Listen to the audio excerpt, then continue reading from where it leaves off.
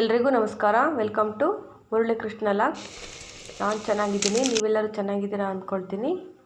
ಇವತ್ತು ಮೀನು ಸಾಂಬಾರು ಮಾಡೋಣ ಅಂತ ಹೇಳ್ಬಿಟ್ಟು ನಮ್ಮ ಮನೆಯವರು ಮೀನು ಸಾಂಬಾರು ತಂದುಕೊಟ್ಟಿದ್ದಾರೆ. ಮೀನು ತಂದುಕೊಟ್ಟಿದ್ದಾರೆ. 1/4 kg ಇದೆ ಅಂತೆ. ಒಂದು ಮೀನು ಕೂಡ ಪೂರ್ತಿ ತೊಗೊಂಡ್ಬಿಟ್ಟಿದ್ದಾರೆ ಅವರು. ಅದು 1/4 kg ತೂಕ ಬಂತಂತೆ. ಅದನ್ನು ಕಟ್ ಮಾಡ್ಕೊಬಂದು ಕೊಟ್ಟಿದ್ದಾರೆ. ಮೀನು ಸಾಂಬಾರು ಮಾಡಮ್ಮ ಅಂತೇಳಿ ಬೆಳಿಗ್ಗೆನ ಊಟಕ್ಕೆ ನಾನು ಮೀನು ಸಾಂಬಾರು ಮಾಡ್ತಾಯಿದ್ದೀನಿ. ನಾನು ಭಾಳ ಸಲ ಮಾಡಿದ್ದೀನಿ, ಆದರೆ ಈ ಥರ ಇವತ್ತು ಡಿಫ್ರೆಂಟಾಗಿ ಮಾಡೋಣ ಅಂತೇಳ್ಬಿಟ್ಟು ನಾನು ಡಿಫ್ರೆಂಟಾಗಿ ರೆಡಿ ಮಾಡಿ ಮಸಾಲೆ ಎಲ್ಲ ಹಾಕಿ ಈಗಾಗಲೇ ಬೇಯಕ್ಕೆ ಇಟ್ಟಿದ್ದೀನಿ. ಮೀನು ಸಾಂಬಾರು ಹುಳಿನ ಸ್ವಲ್ಪ ಅದೆಲ್ಲ ಎಣ್ಣೆ ಬಿಡೋವರೆಗೂ ಮಸಾಲೆನ ಎಲ್ಲ ಹಾಕ್ಬಿಟ್ಟು ನೀಟಾಗಿ ಸ್ವಲ್ಪ ಹೊತ್ತಂಗೆ ಕುದಿಸ್ಕೊಳ್ಳೋಣ ಅಂತ ಕುದಿಸ್ತಾ ಇದ್ದೀನಿ.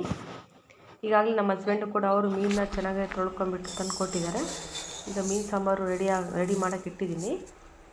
ಇನ್ನು ಮೀನು ಹಾಕಿಲ್ಲ, ಸಾಂಬಾರು ಕುದೀತಾ ಇದೆ. ಅದ್ರ ಜೊತೆಗೆ ನಾನು ಲೇಟ್ ಆಯಿತು ಅಲ್ವಾ, ಅಡುಗೆನೂ ಕೂಡ ಮಾಡೋಣ ಅಂತೇಳ್ಬಿಟ್ಟು ಈಗ ಜೊತೆಗೆ ರೈಸ್ ಕೂಡ ಮಾಡ್ಕೊತಾ ಇದ್ದೀನಿ.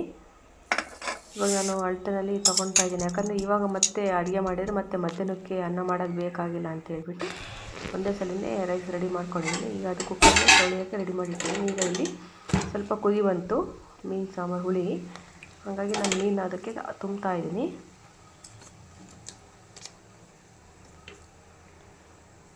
ಇನ್ನು ಎಷ್ಟೊಂದು ಸಾಂಬಾರು ಉಳ್ಕೊಂಡ್ಬಿಡುತ್ತೆ, ಯಾಕಂದರೆ ನಾನು ಊಟ ಮಾಡೋದಿಲ್ಲ.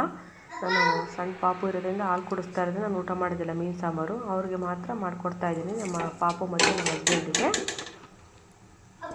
ನನಗೆ ನಾನು ಸಪ್ರೇಟ್ ಸಾಂಬಾರು ಮಾಡ್ಕೊತೀನಿ, ಸೊಪ್ಪಿನ ಸಾಂಬಾರು. ತುಂಬ ದಿನದಿಂದ ಕೇಳ್ತಾಯಿದ್ರು, ಮೀನು ಸಾಂಬಾರು ಮಾಡಿರಲಿಲ್ಲ ಮನೇಲಿ, ನಮ್ಮದು ಆಫ್ಟರ್ ಡೆಲಿವರಿ ಆದಮೇಲೆ ಮೀನು ಸಾಂಬಾರು ಮಾಡಿಕೊಡ್ತಾ ಇದ್ದೀನಿ. ಮುಂಚೆ ಪ್ರೆಗ್ನೆಂಟ್ ಇದ್ದಾಗೆಲ್ಲ ತುಂಬ ಸಲ ಮಾಡ್ಕೊಂಡು ಊಟ ಮಾಡಿದ್ದೀನಿ. ಈಗ ಪಾಪು ಆದಮೇಲೆ ಇದೆ ಫಸ್ಟ್ ಟೈಮು.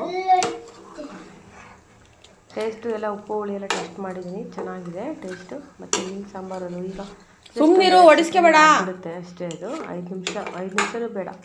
ಸ್ವಲ್ಪ ಸಾಂಬಾರು ಆಲ್ರೆಡಿ ಕುದ್ದಿದೆಯಲ್ಲ, ಮೀನಿಂದು ಫ್ರೈ ಮಸಾಲೆ.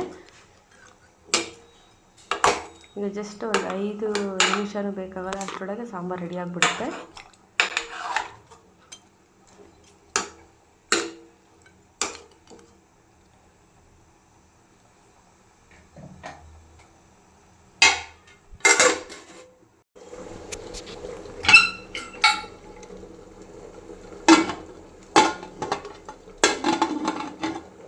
ಈಗ ರೈಸ್ಗೆ ಇಡ್ತಾ ಇದ್ದೀನಿ ಕುಕ್ಕರಲ್ಲಿ ಒಂದು ಸೈಡಲ್ಲಿ.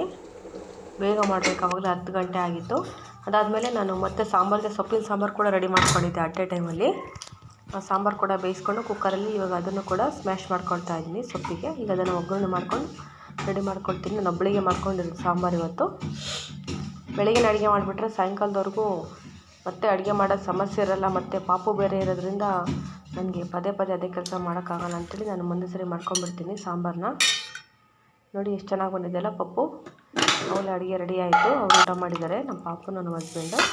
ಈಗ ನಾನು ಊಟ ಮಾಡ್ಕೊತಾ ಇದ್ದೀನಿ.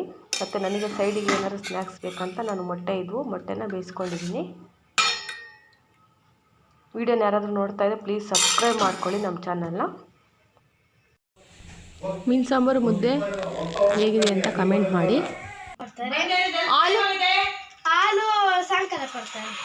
ಸಾಯಂಕಾಲ ಅಂದರೆ ಎಷ್ಟು ಗಂಟೆ ನೋಡ್ರಿ, ಸಿಸ್ಟರ್ ಮಗಳು ಅವರು 2ನೇ ಕ್ಲಾಸ್ ಏನೋ ಓದ್ತಿದ್ದಾಳೆ. ಸ್ಕೂಲಲ್ಲಿ ಏನೇನು ಕೊಡ್ತಾರೆ ಅಂದರೆ ಅವಳು ಯಾವ ಥರ ಹೇಳ್ತಿದ್ದಾಳೆ. ಹೋಗಿ ಟೈಮ್ ಆಗುತ್ತೆ ತಿನ್ನಾಕ ಮನೆಗೆ ಹೋಗಿ. ನಿನ್ನ ಮಕ್ಕ ನೋಡಮ್ಮ, ನಾಟಕ ಆಡೋರ್ ಮಕ್ಕ ಹಾಕ್ಯಂಡು ರಾಗಿ ಕಂಚಿ ಕೊಡುತ್ತಾರೆ. ಆಮೇಲೆ ಅಷ್ಟೇ, ಊಟ ಮಧ್ಯಾಹ್ನ ಕೊಡ್ತಾರೆ. ರಾಗಿ ಸರಿ,